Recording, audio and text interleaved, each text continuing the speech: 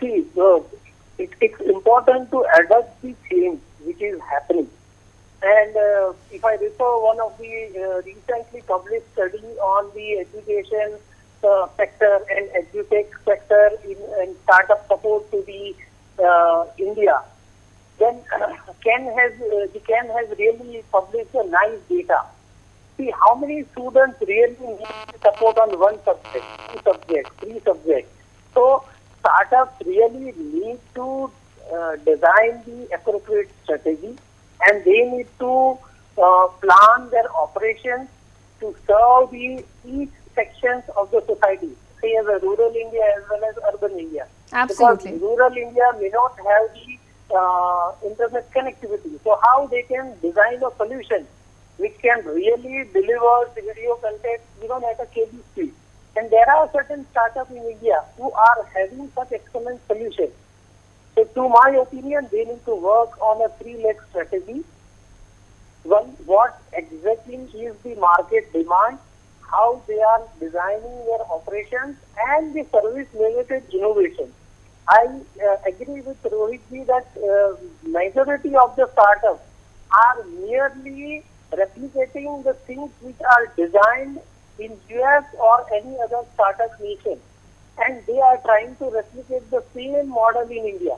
Yes. And that's exactly the major challenge which startup is facing, and that exactly is not going to retrofit according to the various sections of the society which need the customized solution. So they have to plan their solution keeping in view the need of the local market. Yes. Seamless performance is again going to be the useful aspect which they have to think about it. Absolutely. Let's go over to Mr. Sridharan on that. You have been, trying to inculcate edtech for a time now. How do you think begin with, how do you think the teachers and the faculty at school and college levels need to incorporate and, start using the things available? Yes, so see, teachers and faculty have to a large extent been very familiar with Age on the Stage model. There's whether it's using technology with a live learning, live classroom, or whether it's using technology where it's a recorded video, there are different types of pedagogy that they need to adopt. And as I speak today, my organization is actually running a teacher training program for all our faculty sitting at home. And, NTTF is asking faculty to join either through phone or through their laptops and actually try to learn a little bit about the instructional methodology that they can use for either a recorded classroom, recorded session that they can share with the students, or, they can do a live classroom. So it's kind of they are learning how to use EdTech by being a participant first, and that's a good start. Teacher training is a much less focused area when it comes to EdTech. We always talk about substituting the teacher, but I think the teacher needs to be in the center, and that's something that we are starting now. And this is another opportunity that is being opened up by this current crisis. Absolutely. If I could go to Mr. Rohit Swaroop. Sir, what do you think has been the success rate of EdTech startups in India so far, and how do you see the way forward? It's the startup success stories are pouring in, and it is heartening to say that India is contributing meaningfully to the world in this space. Some of the good startups are emerging all across in different sectors, be it use of technology to make things less expensive and to reach larger masses, be it a better engagement at the school level with startups coming up with programs in the area of STEM and innovation at early childhood, be it professional development programs which are coming up very meaningfully by startups. So I could go on, and I would not like to name any one of them, but there are plenty of startups in India today that are looking at.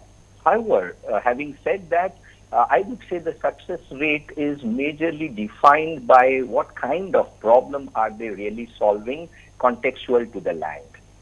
This is an advice for, once again, I would underline that, most of the people look at a startup that there is a startup that's doing well, and therefore we should also create one. There I would like to say that our success and the future is extremely bright. However, we should look at the global best practices being brought at the local level with a creativity to engage the people locally. Absolutely. So that define the success of the startups in the edtech in future more than any other area, because education covers all the three aspects. It could engagement of the young people. It could involve learning outcomes, that what kind of learning outcomes are being delivered through the platform, and third is whether we can sustain that over a period of time. Absolutely. So those would be my three takes on that for the future. Absolutely. Let's ask Mr. Unnat Pandit. Sir, you being at Atal Innovation Mission, as the 2 points he mentioned, it has to be as per global standards and customized to the Indian students and their needs. What do you think? What will be your advice to the education startups, as we really need them in the current times? They are going to be the front runners in education sector. See, startup success, what Rohit ji was telling, I would take my answer, carry forward from that startup success and success indicator is similar to like a wedding. First 1,000 days are important for startups. If they survive, they will sustain into this industry. That's a clear metric, simple metric. They have to work on their basics. They have to work on defining their solutions to the local needs. And simple, again, I would refer one of the research studies that local market in 2021 is going to be $1.96 billion in India, which is roughly around 14,800 crores in edutech sector. So it's a huge. Again, we are going to be third. First is the US and China. China is eyeing 6.65 lakh crores. They have achieved this because they have designed the solution looking to their domestic needs. Right. And our startups should also focus to the local needs. People really need the sustainable solution, and major failure which startups are facing is just because they don't understand the market needs. 42% startups are failing because of that. They are running out of cash. Now there is no cash crunch. Many startups are getting the financial support from VCs and incubation centers. India has roughly around 200 incubation centers. So they are getting the support to design their strategy, to define their pitching.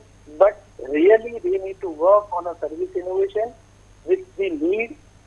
They again need to fight with the premiums as well. Absolutely. Many small group of students are designing their ERP, just merely copycatting somebody's idea, somebody's concept, and they are offering freely to some schools. So these kind of premiums are also going to create a problem for them.